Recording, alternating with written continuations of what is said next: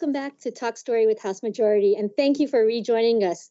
To keep in line with the theme of leadership and adapting to the new normals in this post-COVID world, I'm really happy to have joining us Representative Scott Saiki, Speaker of the House. Welcome, Speaker. Hey, thanks, Della, for having me today. So I'm going to do a little bit of context because I really want to let folks into kind of the behind the scenes happenings at the beginning of this year. It's really hard to believe that over the last 5 months, we have seen countries completely shut down, economies come to almost complete standstills, and record number of global unemployment. No one, absolutely no one in January or February of this year was anticipating any of these events. Here in the State House, I can remember the very day we were learning about the U.S. orders banning travelers from China that was issued with almost no warning from the White House. We knew that there were actually planes in the air carrying passengers from China, and we had airport and health staff running around scrambling and asking, what are we going to do with these patients or these passengers when they came off the airplanes? We had chairs in the House, Speaker and I will know this, who wanted to take action. And I want to do a special shout out to our health chair, John Mizuno, who we worked with to have the very first legislative informational briefing on COVID-19 on February 3rd. I can remember the day that we were in Speaker's office, we're scrambling with the notice of hearing. And I can remember that the three of us, were working with health officials to put this informational briefing together. For me, after that event, there was a lot of things happening in the House. And, Speaker, this is to your credit and what was happening kind of behind the scenes when we were dealing with this crisis beginning in early February. It's indicative of the kind of thoughtful behind the scenes nature of your style of leadership. So can you take me through some of the things that you did as Speaker of the House early on in February and March that people don't know about, that what we were doing in the House to set the stage for a shutdown and hopefully a recovery? Yeah, so this was, as everybody knows, this is just was an unprecedented time for all of us. And I just kind of recall in February, our session had convened on January 15, and in February, we were about a quarter way through the regular session when there was just more and more media reports about the pandemic. And I think what we all went through at that time was that we would see every day in the media how the cases were increasing from the west, geographically from the East Coast, working its way westward, and then eventually to Hawaii. And then cases started to spike in Hawaii, probably the latter part of February or middle part of March. And, as I said, this was unprecedented. The House members, should take a lot of credit for the tone that we took. And, Della, you're part of the House leadership team as well. I think that we all made sure that we weren't, number one, would not panic. And number two, that we would think through what needed to be done as we prepared for the eventual increase of the caseload in Hawaii. So one of the things that the House did early on was to draft, and this was to the credit of Representative Ty Cullen, who chairs the House Legislative Management Committee, which is responsible for managing legislative and administrative matters within the House of Representatives. And Representative Cullen, worked along with us to develop protocols that would guide us in the event that we began to see cases at the state capitol. And there were 3 different levels within our protocols. And we actually had to turn to our protocols when a state senator was diagnosed as being positive, and that was in mid-March. We turned to our protocols, and the protocols told us that we needed to shut down the House offices at that point, which we did immediately upon learning of the diagnosis. So the House, and the House protocols were the first to be drafted.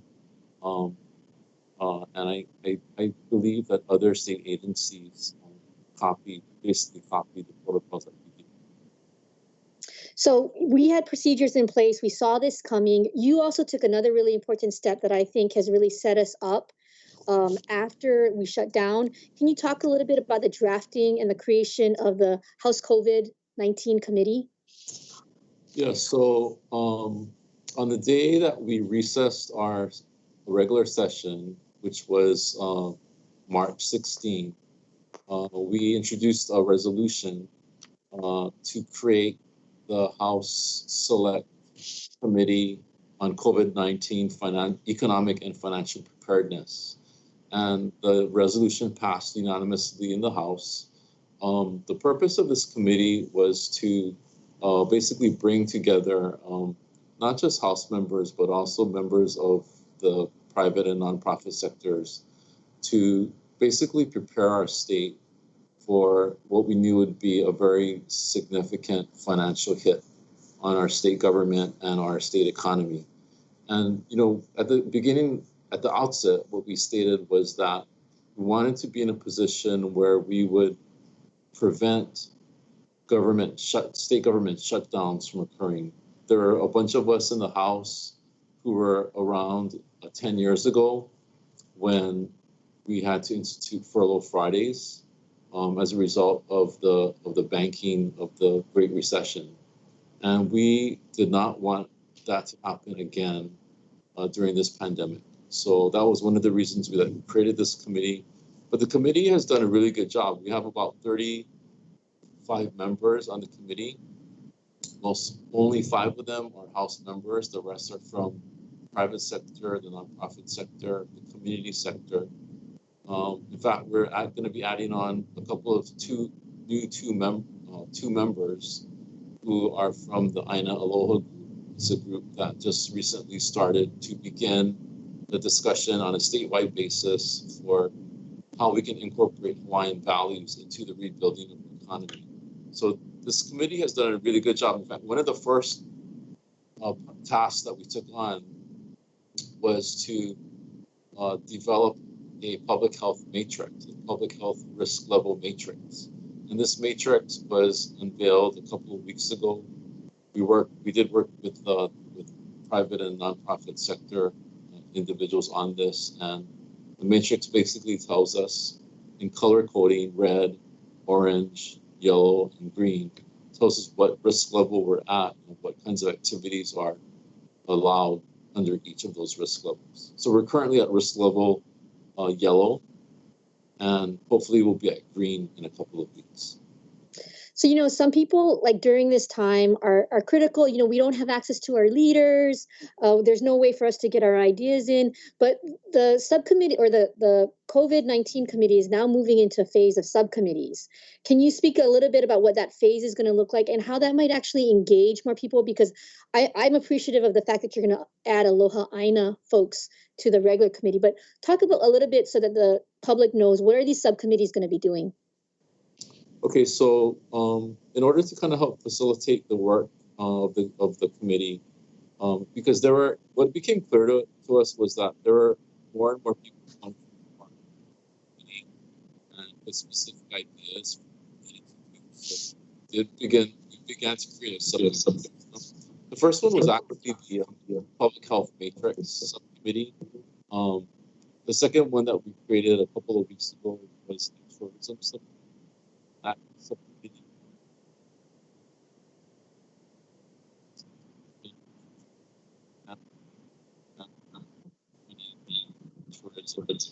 What you saw a few days ago was an announcement by the governor, the lieutenant governor, the Senate president, that they were planning travel. The third subcommittee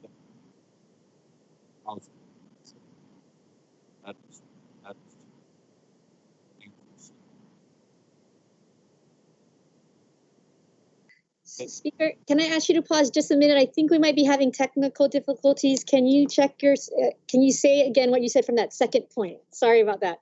And maybe your speaker.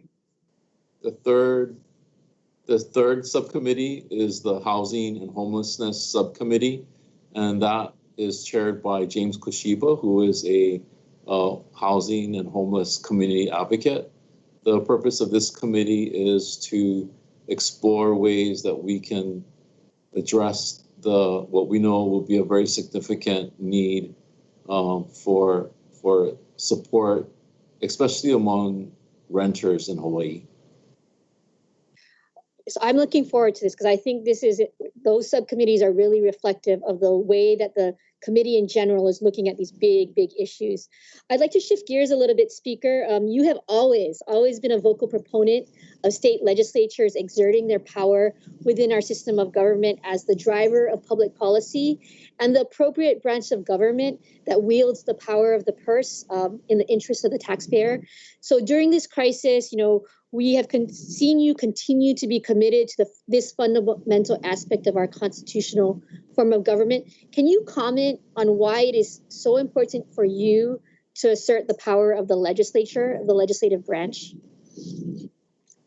So, as you know, we have three branches of government: the executive, the judiciary, and the legislature.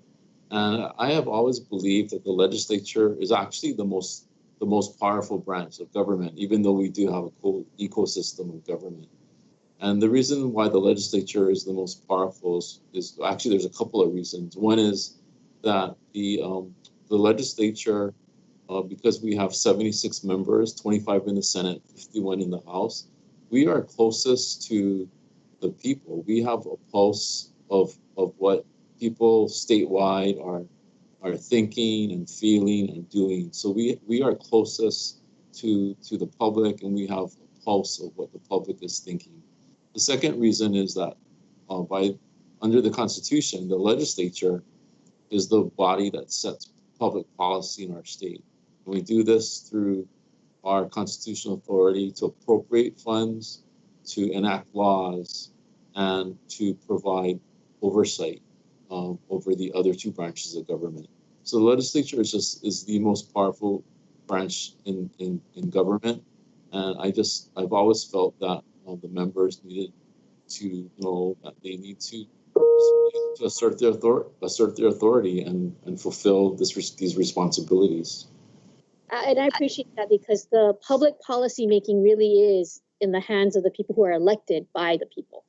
I want to kind of turn and pivot a little bit, and I want you to kind of talk about yourself, Speaker, since you are so shy to talk about yourself. So compared to the quintessential archetype of a boisterous, brash politician, your style tends to be more quiet and reserved. But as your colleague, I know that you are a tough fighter, you're a reformer, and someone who is committed to social justice and finding solutions to complex problems. So can you explain to your viewers, probably a lot of representatives who are watching this, where your passion for reform comes from and what will ultimately push you to break from your more reserved style to actually take a stand and make a statement? What's the things that drive you, Speaker Saiki?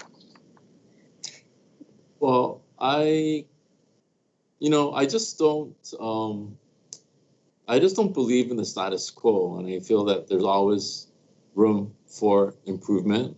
I think a progressive society is one that is willing to kind of self-reflect and make adjustments so that you're always trying to improve things. The status quo does not help us at all.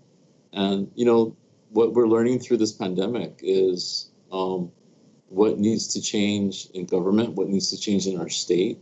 We should really take a hard look at those lessons and see what we can change going forward. I think that self-reflection that you're talking about is actually going to result in a lot of change. And we still have so many difficult conversations ahead of us. But I think that attitude is really something that I think all of the members kind of embrace, that we're not just simply about the status quo. Last question, and I don't see anything in our Facebook questions. There is a question I want to acknowledge from Irina about when will the 14-day quarantine be lifted for mainland flights. That's going to be something that the governor and his team will answer, but that it will come at some point. I really believe that will come at some point. For you, Scott, Speaker, just as I asked the governor before, how will Hawaii be different in the post-COVID world from your point of view? And how is it going to be different in like the big ways, the ways that are going to matter to the people who are watching this program and who want us to do more and go beyond the status quo? What do you see the post-COVID world going to look like here in Hawaii?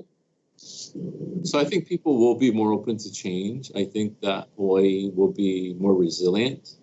I think that Hawaii will be more focused on cultural values here, including environmental values. I think what has happened over the past couple of months is that people have learned to live a little bit smaller, and I think that that will persist to an extent after the pandemic is over, after a vaccine is found. There will be, I believe there will be a greater emphasis on providing for the safety net in Hawaii, and also just the ability and the realization that we're all in this together and we have to just coexist. Thank you. And I think those are really kind of going to be important words as we move forward. Thank you, Speaker Saiki, for joining me. I'm going to keep asking you these tough questions. Thank you. Thank you. To Governor Ige, also, who joined me for this episode of Talk Story with House Majority. As I always end, it's more important than ever that we stay connected and informed during these uncertain times. If you're new to the show, please follow the House Majority on Facebook, Instagram, and Twitter at High House Dems for most recent updates and future episodes. Until next week, when I think we're going to be putting together a great show, we'll see you next week. Aloha.